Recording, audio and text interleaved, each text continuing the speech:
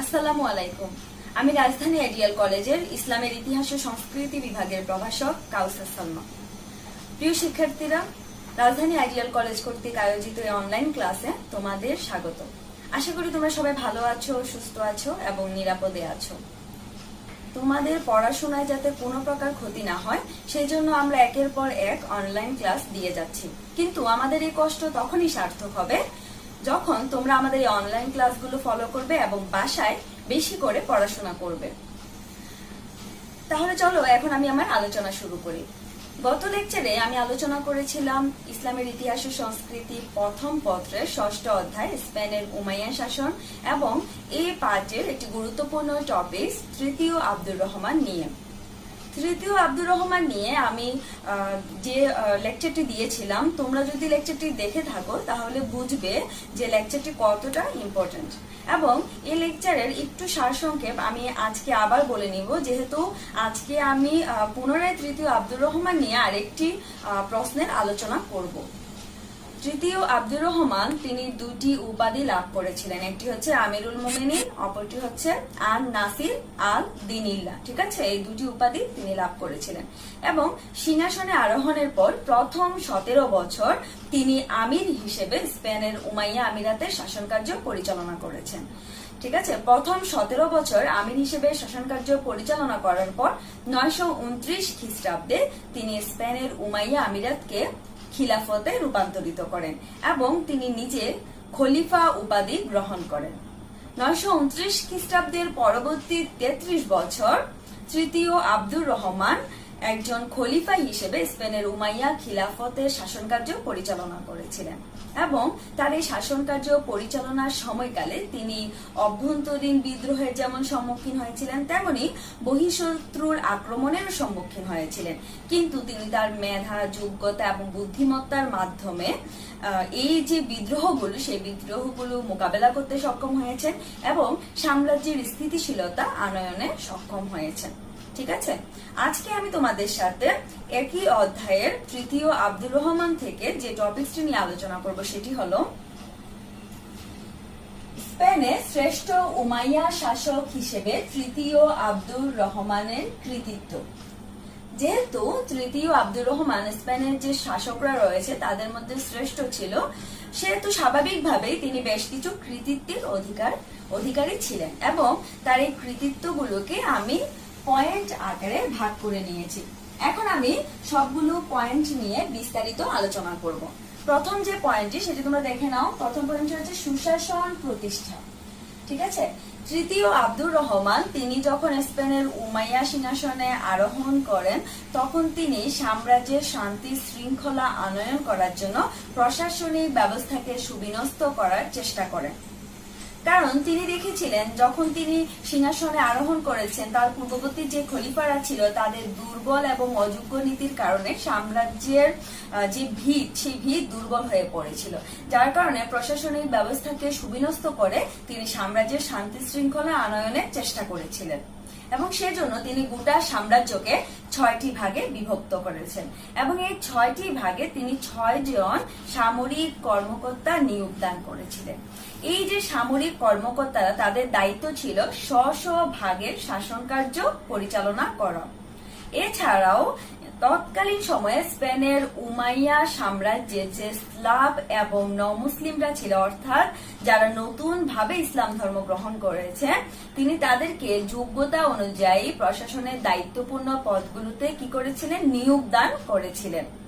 এছাড়াও তিনি বেশ কিছু বেসামরিক কর্মকর্তাদেরও নিয়োগদান করেছিলেন এবং যে বেসামরিক কর্মকর্তাদের তিনি নিয়োগদান করেছিলেন তারা হচ্ছে ওয়ালি, সাইব উল সুরতা, কাজী, মুহতাসিব।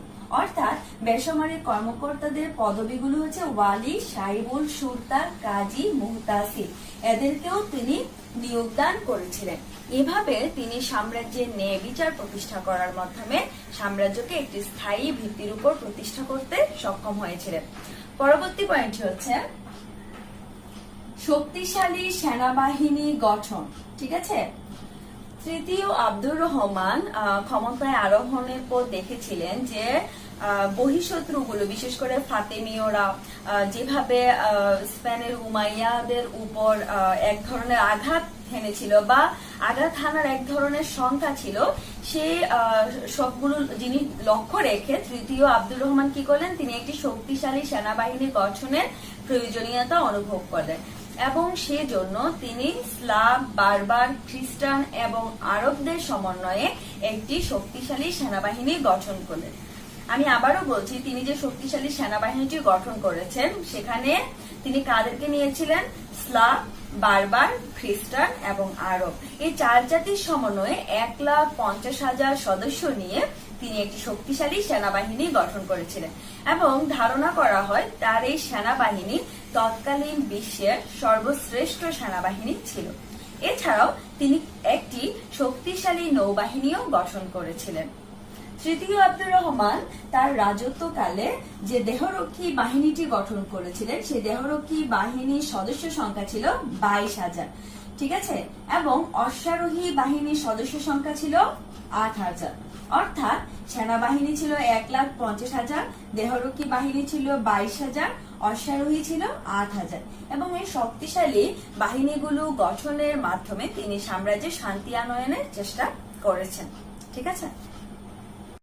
পরবর্তী পয়েন্টটি হচ্ছে যোগাযোগ ব্যবস্থার উন্নয়ন। তৃতীয় আব্দুর রহমান জনসাধারণের যাতায়াতের সুবিধার্থে অসংখ্য রাস্তাঘাট নির্মাণ করেছিলেন। এছাড়াও প্রতিমধ্যে মুসাফির এবং ব্যবসায়ীরা যাতে কোনো প্রকার ক্ষতির সম্মুখীন না হয় তাদের নিরাপত্তার কথাটি চিন্তা করে তৃতীয় আব্দুর রহমান রক্ষী বাহিনী গঠন করেছিলেন। এছাড়াও তৃতীয় আব্দুর রহমান অশ্বারোহী বার্তাবাহক বা ঘোড়ার মাধ্যমে সংবাদ আদান প্রদানের ব্যবস্থা করেছিলেন। এভাবে তিনি যোগাযোগ ব্যবস্থার উন্নয়নে যথাসাধ্য অবদান রেখেছিলেন। পরবর্তী পয়েন্টটি হচ্ছে কৃষি, শিল্প ও ব্যবসা বাণিজ্যের উন্নয়ন। তৃতীয় আব্দুর রহমান তার রাজত্বকালে কৃষি ব্যবস্থার উন্নয়নের জন্য সেচ ব্যবস্থার প্রচলন করেন এবং সেচ ব্যবস্থার মাধ্যমে অনুর্বর ও প্রতীত জমিগুলো চাষের আওতায় আনেন এবং সে জমিগুলো উর্বর হয় এবং সে জমি থেকে পর্যাপ্ত ফসল উৎপাদন হয়। কৃষির উন্নয়নের পাশাপাশি তৃতীয় আব্দুর রহমান শিল্প কারখানার প্রচার ও প্রসার করেন এবং তিনি শিল্প কারখানাগুলো গড়ে তোলেন এবং তার সময়ে শিল্প কারখানার সংখ্যা ছিল, তাঁত শিল্প কারখানার সংখ্যা ছিল 13,000, ঠিক আছে, এবং ব্যবসা বাণিজ্য আদান প্রদানের জন্য জাহাজের সংখ্যা ছিল 1,000। তৃতীয় আব্দুর রহমান কৃষি এবং শিল্পজাত পণ্য আমদানি ও রপ্তানিরও ব্যবস্থা করেছিলেন। এভাবে তার রাজত্বকালে কৃষি ও শিল্প ব্যবস্থার উন্নয়নের মাধ্যমে ব্যবসা বাণিজ্যের প্রসার ও প্রচার হয়েছিল। তৃতীয় আব্দুর রহমান যখন স্পেনের উমাইয়া সিংহাসনে আরোহণ করেন তখন স্পেনের উমাইয়া শাসন ব্যবস্থা ছিল ধ্বংসপ্রায়। এই ধ্বংসপ্রায় উমাইয়া সাম্রাজ্যকে রক্ষা করার জন্য তিনি অভ্যন্তরীণ নীতির পাশাপাশি বেশ কিছু বলিষ্ঠ বৈদেশিক নীতি গ্রহণ করেছিলেন। তৃতীয় আব্দুর রহমানের এই বলিষ্ঠ বৈদেশিক নীতির দুটি উদ্দেশ্য ছিল। তিনি যে দুটি উদ্দেশ্যে বৈদেশিক নীতি গ্রহণ করেছিলেন সেগুলো হচ্ছে, প্রথমত দেশের উত্তরাংশের খ্রিস্টান নেতাদের বিরুদ্ধে ব্যবস্থা গ্রহণ করে সেখানে শান্তি প্রতিষ্ঠা করা। যেহেতু খ্রিস্টানদের সাথে মুসলমানদের দ্বন্দ্ব বেশি ছিল, তাই খ্রিস্টানদের সাথে ব্যবস্থা গ্রহণ করে সেখানে শান্তি প্রতিষ্ঠা করাই তার বৈদেশিক নীতির প্রথম উদ্দেশ্য ছিল। দ্বিতীয়ত উত্তর আফ্রিকা ও ভূমধ্য সাগরে ফাতেমীয়দের প্রভাব প্রতিপত্তি অবসান ঘটানো। অর্থাৎ এ সময় ফাতেমীয়রা স্পেনের উমাইয়া সাম্রাজ্যে আঘাত হানার এক ধরনের আশঙ্কা ছিল। সে আশঙ্কা থেকে স্পেনের উমাইয়া সাম্রাজ্যকে ফাতেমীয়দের হাত থেকে রক্ষা করার জন্য তিনি বলিষ্ঠ বৈদেশিক নীতিগুলো গ্রহণ করেছিলেন। এখন আমরা প্রথম পয়েন্টটি দেখব। প্রথম পয়েন্টটি হচ্ছে বিদেশে রাষ্ট্রদূত বিনিময়। তৃতীয় আব্দুর রহমান সিংহাসনে আরোহণের পর বৈদেশিক যে রাষ্ট্রগুলো আছে, বিশেষ করে জার্মানি, ফ্রান্স এবং গ্রিস, এই রাষ্ট্রগুলোর সাথে সুসম্পর্ক বজায় রাখার জন্য তিনি দূত প্রেরণ করেন এবং তাদের সাথে কূটনৈতিক সম্পর্ক বজায় রাখার চেষ্টা করেন। সর্বপ্রথম 947 থেকে 948 খ্রিস্টাব্দে গ্রিক সম্রাট কনস্টান্টাইন, ঠিক আছে, গ্রিক সম্রাট কনস্টান্টাইন কর্তৃক রাষ্ট্রদূত প্রেরিত হয় কার দরবারে? তৃতীয় আব্দুর রহমানের দরবারে। অর্থাৎ 947 থেকে 948 খ্রিস্টাব্দের মধ্যে গ্রিক সম্রাট কনস্টান্টাইন তৃতীয় আব্দুর রহমানের দরবারে রাষ্ট্রদূত প্রেরণ করে এবং তৃতীয় আব্দুর রহমান সে রাষ্ট্রদূতকে তার যে আজ জোহরা প্রাসাদ আছে সেই প্রাসাদে বিপুল সংবর্ধনা প্রদান করেন এবং তাকে আপ্যায়ন করেন। পাশাপাশি তৃতীয় আব্দুর রহমান তার যে দূত হিশাম বিন কুলাইবকে গ্রিক সম্রাট কনস্টান্টাইনের দরবারে দূত হিসেবে প্রেরণ করেন। এভাবেই গ্রিকদের সাথে তিনি সুসম্পর্ক বজায় রাখার চেষ্টা করেছিলেন।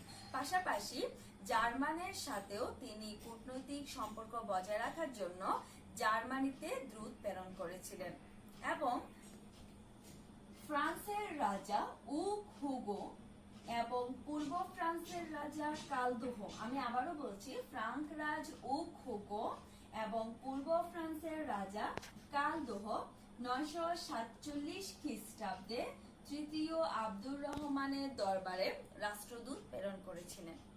এভাবে তৃতীয় আব্দুর রহমান তার রাজত্বকালে গ্রিস, জার্মান, ফ্রান্সের সাথে কূটনৈতিক সম্পর্ক স্থাপন করেছিলেন বৈদেশিক দূত প্রেরণের মাধ্যমে এবং এই দেশগুলোর সাথে তার সুসম্পর্ক বজায় ছিল।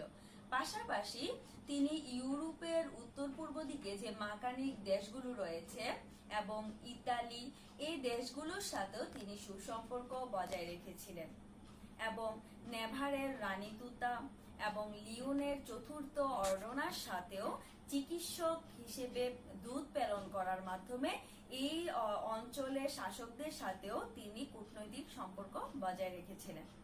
পরবর্তী পয়েন্টটি হচ্ছে ফাতেমিদের সাথে তার বৈদেশিক নীতি। এ সময় ফাতেমীয় যে শাসক ছিল তার নাম ছিল উবাইদুল্লাহ আল মাহাদি এবং উবাইদুল্লাহ আল মাহাদির সাথে স্পেনের জাতীয়তাবাদের যে অগ্রদূত বলা হয় উমর বিন হাফসুনের এক ধরনের কূটনৈতিক সম্পর্ক ছিল যা স্পেনের উমাইয়া শাসকদের জন্য হুমকি ছিল এবং তৃতীয় আব্দুর রহমানও সেটি বুঝতে পেরেছিলেন যে উবাইদুল্লাহ আল মাহাদি উমর বিন হাফসুনের সাথে ঐক্যবদ্ধ হয়ে যে কোনো সময় স্পেনের উমাইয়া সাম্রাজ্যে আক্রমণ করতে পারে। এছাড়াও এ সময় স্পেনে একজন মরমী দার্শনিক ছিল, তার নাম ছিল ইবনে মাসারা, ঠিক আছে। ইবনে মাসারা কর্ডোবায় ফাতেমীয়দের যে শিয়া মতবাদ সেই শিয়া মতবাদের সমর্থনে প্রচারণা চালান এবং ফাতেমীয়দের একটি সমর্থক গোষ্ঠী তৈরি করার চেষ্টা করেন ইবনে মাসারা।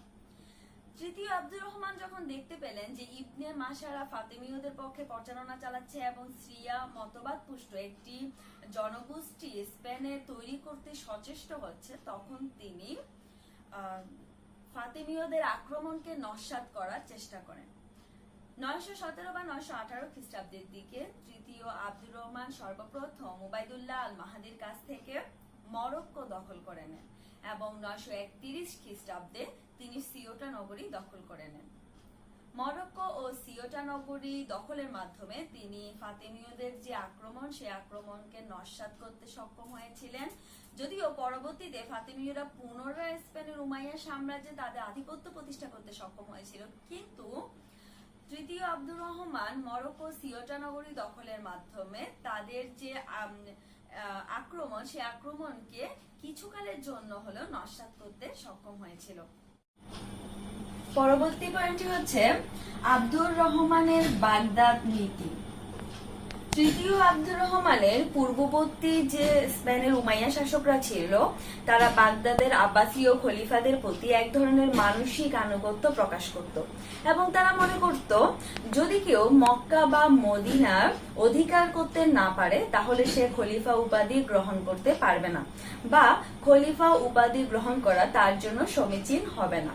কিন্তু তৃতীয় আব্দুর রহমান তার পূর্বপুরুষদের এই নীতিকে পরিহার করেন এবং 929 খ্রিস্টাব্দে তিনি আমিরুল মুমিনিন ও খলিফা উপাধি গ্রহণ করেন এবং স্পেনের উমাইয়া আমিরাতকে তিনি খিলাফতে রূপান্তরিত করেন। এরপর তিনি একটি বলিষ্ঠ পররাষ্ট্রনীতি গ্রহণ করেন এবং তার এই বলিষ্ঠ পররাষ্ট্রনীতির মাধ্যমে তিনি স্পেনকে একটি শক্তিশালী সাম্রাজ্য এবং সমৃদ্ধশালী দেশে পরিণত করতে সক্ষম হন। পরবর্তী পয়েন্টটি হচ্ছে আব্দুর রহমানের অমুসলিম নীতি। তৃতীয় আব্দুর রহমান তার রাজত্বকালে ইহুদি, খ্রিস্টান, মুসলমান বা অন্য সম্প্রদায়ে যে লোকরা বসবাস করত তাদের প্রতি এক ধরনের সৌহার্দ্যপূর্ণ সম্পর্ক বজায় রেখেছিল এবং তার রাজ্যে জাতি, ধর্ম, বর্ণ বা গায়ের রং নির্বিশেষে কারো প্রতি বৈষম্যমূলক আচরণ করা হতো না। তৃতীয় আব্দুর রহমানের কর্মকাণ্ডে মুগ্ধ হয়ে সীমান্তবর্তী যে খ্রিস্টানরা ছিল তারা তার কাছে উপঢৌকন প্রেরণ করত। এছাড়াও এ সময় খ্রিস্টান অধিপতি সাঞ্চু তার হারানো রাজ্য ফিরিয়ে নেয়ার জন্য তৃতীয় আব্দুর রহমানের কাছে অনুরোধ করলে তৃতীয় আব্দুর রহমান তার উদারতায় মুগ্ধ হয়ে তাকে হারানো রাজ্য ফিরিয়ে দেয়। এভাবেই তৃতীয় আব্দুর রহমান তার রাজত্বকালে ইহুদি, খ্রিস্টান, মুসলমান বা অন্যান্য সকল সম্প্রদায়ের সাথে সৌহার্দ্যপূর্ণ সম্পর্ক বজায় রেখেছিল এবং তার রাজত্বকালে সকলে মিলেমিশে নিজ নিজ ধর্ম পালন করতে পারত। পরবর্তী পয়েন্টটি হচ্ছে ন্যায় বিচার। তৃতীয় আব্দুর রহমান একজন ন্যায় বিচারক ছিলেন এবং তার দৃষ্টিতে আইনের চোখে সকলেই সমান ছিল। মূলত সেজন্যই রাষ্ট্রদ্রোহিতার অপরাধে তিনি তার পুত্র হাকামকে ন্যায় বিচারের স্বার্থে ফাঁসিতে ঝুলিয়ে মৃত্যুর নির্দেশ দিয়েছিলেন এবং তার পুত্র হাকাম মৃত্যু দণ্ডাদেশ লাঘব করার জন্য যখন পিতার পদতলে কাঁদতে থাকেন তখন তিনি বলেছিলেন যে তোমার জন্য আমি যাবজ্জীবন রক্তশ্রু বর্ষণ করব, কিন্তু আমি একজন পিতা, পাশাপাশি একজন নরপতিও। আজ তোমাকে বাঁচানোর জন্য যদি আমি আমার দুর্বল মনের পরিচয় দিই তাহলে এই সাম্রাজ্য খণ্ড বিখণ্ড হয়ে যাবে। সেজন্য নির্দিষ্ট দিনেই তিনি তার পুত্র হাকামের ফাঁসির আদেশ দিয়েছিলেন এবং সে ফাঁসির আদেশ অব্যাহত থেকেছিল। এভাবে তৃতীয় আব্দুর রহমান তার রাজত্বে ন্যায় বিচার প্রতিষ্ঠা করার মাধ্যমে সাম্রাজ্যের স্থিতিশীলতা আনয়নে সক্ষম হয়েছে। পরবর্তী পয়েন্টটি হচ্ছে জ্ঞান বিজ্ঞানের অবদান। তৃতীয় আব্দুর রহমানের রাজত্বকালে স্পেন ছিল জ্ঞান বিজ্ঞানের সূতিকাগার এবং স্পেনকে জ্ঞান বিজ্ঞানের সমৃদ্ধশালী নগরীতে পরিণত করতে তৃতীয় আব্দুর রহমানের অবদান ছিল চিরস্মরণীয়। এ সময় বিখ্যাত দার্শনিক ইবনে মাসারা, এছাড়াও ঐতিহাসিক ইবনুল আহমার, চিকিৎসক আরিফ বিন সাইদ এবং ইহাইয়া বিন ইসার, এছাড়াও চিকিৎসক হামদাই ইবনে শাপরুতের অবদান ছিল উল্লেখযোগ্য এবং এই সকল জ্ঞানী গুণী ব্যক্তিগণ তৃতীয় আব্দুর রহমানের পৃষ্ঠপোষকতায় কর্ডোভাকে জ্ঞান বিজ্ঞানের নগরীতে পরিণত করেছিল। এছাড়াও তৃতীয় আব্দুর রহমানের রাজত্বকালে কর্ডোবায় পড়াশোনা করার জন্য এশিয়া, ইউরোপ ও আফ্রিকা থেকে স্টুডেন্টরা কর্ডোবায় আসতো এবং কর্ডোবা বিশ্ববিদ্যালয়ে তারা চিকিৎসা বিষয়ে গণিত, জ্যোতির্বিদ্যা, দর্শন শাস্ত্র, উদ্ভিদ বিজ্ঞান, রসায়ন, পদার্থবিজ্ঞান এবং সাহিত্য, ইতিহাস প্রভৃতি বিষয়ে তারা পড়াশোনা করার সুযোগ পেত। এছাড়াও এ সময় কর্ডোবায় একটি পাঠাগার নির্মাণ করা হয়েছিল। এই পাঠাগারে 60,000 পুস্তক ছিল। মূলত তৃতীয় আব্দুর রহমান তার রাজত্বকালে কর্ডোবাকে একটি জ্ঞান বিজ্ঞানের নগরীতে পরিণত করেছিলেন এবং বিভিন্ন প্রান্ত থেকে শিক্ষার্থীরা পড়াশোনা করার জন্য কর্ডোবায় আসতো। মূলত এই জন্যই বলা হয় যে কর্ডোবাকে ইউরোপের বাতিঘর বলা হয়। পরবর্তী পয়েন্টটি হচ্ছে স্থাপত্য শিল্পের উন্নতি। তৃতীয় আব্দুর রহমান স্থাপত্য শিল্পের প্রচার ও প্রসার ঘটিয়েছিলেন এবং তিনি তার রাজত্বকালে কর্ডোবাকে একটি জাঁকজমকপূর্ণ নগরীতেও পরিণত করেছিলেন। তার স্থাপত্য শিল্পের সবচেয়ে বড় উদাহরণ হচ্ছে আজ জোহরা প্রাসাদ। এছাড়াও তৃতীয় আব্দুর রহমান কর্ডোবা মসজিদের উত্তর দিকে 27 ফুট চওড়া ও 108 ফুট উচ্চ একটি মিনার নির্মাণ করেছিলেন। কর্ডোবা মসজিদের উত্তর দিকে 27 ফুট চওড়া ও 108 ফুট উচ্চ একটি মিনার নির্মাণ করেছিলেন। এটি ছিল তার স্থাপত্য শিল্পের অন্যতম উদাহরণ। এখন আমি তৃতীয় আব্দুর রহমানের স্থাপত্য শিল্পের আরেকটি উদাহরণ জোহরা প্রাসাদ নিয়ে আলোচনা করব। তৃতীয় আব্দুর রহমান তার স্ত্রী আজ জাহারার অনুরোধে 936 খ্রিস্টাব্দের অক্টোবর মাসে কর্ডোবা থেকে 3 মাইল উত্তরে হিল অফ ব্রাইবের প্রাদদেশে নির্মাণ করেছিলেন আজ জোহরা প্রাসাদ, এবং এই প্রাসাদটির নির্মাণ কার্য শুরু হয়েছিল 936 খ্রিস্টাব্দের অক্টোবর মাসে। এই প্রাসাদটিতে কক্ষ রয়েছে প্রায় 400, ঠিক আছে। এবং এই প্রাসাদটি নির্মাণ করতে কারিগর নিয়োগদান করা হয়েছিল 10,000। এবং এই প্রাসাদটি নির্মাণ করতে কত ব্যয় হয়েছিল? প্রাসাদটি নির্মাণ করতে ব্যয় হয়েছিল 5 লাখ দিনার, অর্থাৎ 5 লাখ দিনার ব্যয়ে 10,000 কারিগরের অক্লান্ত পরিশ্রমের মাধ্যমে 400 কক্ষ বিশিষ্ট এই প্রাসাদটি নির্মাণ করা হয়েছিল। প্রাসাদের ফটকে আজ জোহরার একটি ভাস্কর্য ছিল, এবং আজ জোহরার এই প্রাসাদটি নির্মাণ করার জন্য পৃথিবীর বিভিন্ন প্রান্ত থেকে মার্বেল পাথর সংরক্ষণ করা হয়েছিল। এছাড়াও স্ফটিক পাথর দিয়েও এই প্রাসাদটি নির্মাণ করা হয়েছিল। প্রিয় শিক্ষার্থীরা, আমি তৃতীয় আব্দুর রহমান নিয়ে এতক্ষণ বিস্তারিত আলোচনা করলাম। এখন আমি স্পেনের উমাইয়া শাসন পাঠের আরেকটি গুরুত্বপূর্ণ প্রশ্ন, সেটি হচ্ছে কর্ডোবাকে ইউরোপের বাতিঘর বলা হয় কেন, এটি নিয়ে আলোচনা করব। এই প্রশ্নটি সংক্ষিপ্ত হিসেবেও আসতে পারে বা বড় প্রশ্ন হিসেবেও আসতে পারে, ঠিক আছে। এবং এটি মোস্ট ইম্পর্টেন্ট একটি প্রশ্ন, তোমরা অবশ্যই পড়ে নেবে। আমি সংক্ষেপে এই প্রশ্নটি নিয়ে আলোচনা করার চেষ্টা করব। স্পেনে যে উমাইয়া শাসকরা, তাদের শাসনামলে কর্ডোবা ছিল জ্ঞান বিজ্ঞানের নগরী, এবং কর্ডোবা সমৃদ্ধশালী নগরী ছিল। এবং উমাইয়া শাসকরা তাদের সাম্রাজ্য চলাকালীন সময়ে শাসনামলে কর্ডোবাকে ইউরোপের বাতিঘরে পরিণত করেছিল। এবং এই সময় কর্ডোবা শুধুমাত্র জ্ঞান বিজ্ঞানের নগরী ছিল না, পাশাপাশি কর্ডোবায় সুরম্য প্রাসাদ এবং অট্টালিকাও নির্মাণ করা হয়েছিল। এই সময় কর্ডোবায় অভিজাতদের কথা চিন্তা করে 50,000 গাড়ি, 10 লক্ষ বাসস্থান জনসাধারণের কথা চিন্তা করে 700 মসজিদ এবং 900 গোসলখানা ও 70টি লাইব্রেরি নির্মিত হয়েছিল। এছাড়াও কর্ডোবায় অসংখ্য পাঠাগার নির্মিত হয়েছিল, যেখানে শিক্ষার্থীরা অগণিতভাবে বই পেত এবং পড়াশোনা করতে পারত।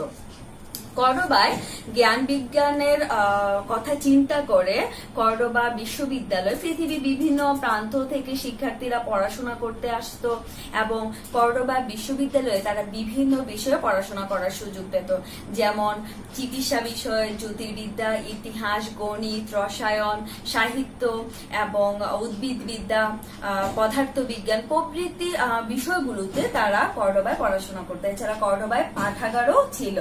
পাশাপাশি কর্ডোবায় অর্থনৈতিক ব্যবস্থারও উন্নয়ন হয়েছিল। এই সময় কর্ডোবায় রাস্তাঘাট প্রসারিত হয়েছিল, পাশাপাশি রেশম, পশম প্রভৃতি বস্ত্রের উন্নয়ন হয়েছিল, এবং কর্ডোবায় কৃষি ব্যবস্থার উন্নয়নের জন্য সেচ যন্ত্রের আবিষ্কার হয়েছিল, পাশাপাশি শিল্প কারখানার প্রসার হয়েছিল, এবং অসংখ্য শিল্প কারখানাও কর্ডোবাতে গড়ে উঠেছিল। কর্ডোবায় স্থাপত্য শিল্পের প্রসার হয়েছিল। আমরা একটু আগে পড়েছি যে আজ জোহরা প্রাসাদ, এই প্রাসাদটি নির্মাণ করাও কর্ডোবাকে একটি সমৃদ্ধশালী নগরীতে পরিণত করেছিল, এবং এই প্রাসাদটি নির্মাণে যে মার্বেল পাথর ব্যবহার করা হয়েছিল, সে মার্বেল পাথর পৃথিবীর বিভিন্ন প্রান্ত থেকে সংগ্রহ করা হয়েছিল। এভাবে জ্ঞান বিজ্ঞানে, স্থাপত্য শিল্পে, ব্যবসা বাণিজ্যে এবং কর্ডোবায় যে উদ্যান, পাশাপাশি সুরম্য অট্টালিকা এবং বাসস্থান, এগুলো নির্মাণের মাধ্যমে তৎকালীন সময়ে, বিশেষ করে মধ্যযুগে, পৃথিবীর বিভিন্ন দেশের কাছে কর্ডোবা ছিল এক ধরনের আকর্ষণীয় একটি দেশ, এবং কর্ডোবাকে এই জন্য ইউরোপের বাতিঘর বলা হয়। প্রিয় শিক্ষার্থীরা, আজ এ পর্যন্তই। তোমরা স্পেনের উমাইয়া শাসন পাঠের যে টপিকস গুলো নিয়ে আমি এ পর্যন্ত আলোচনা করেছি, সবগুলো টপিকস বাসায় পড়ে নিবে। আর ভালো থাকবে, সুস্থ থাকবে। আল্লাহ হাফিজ।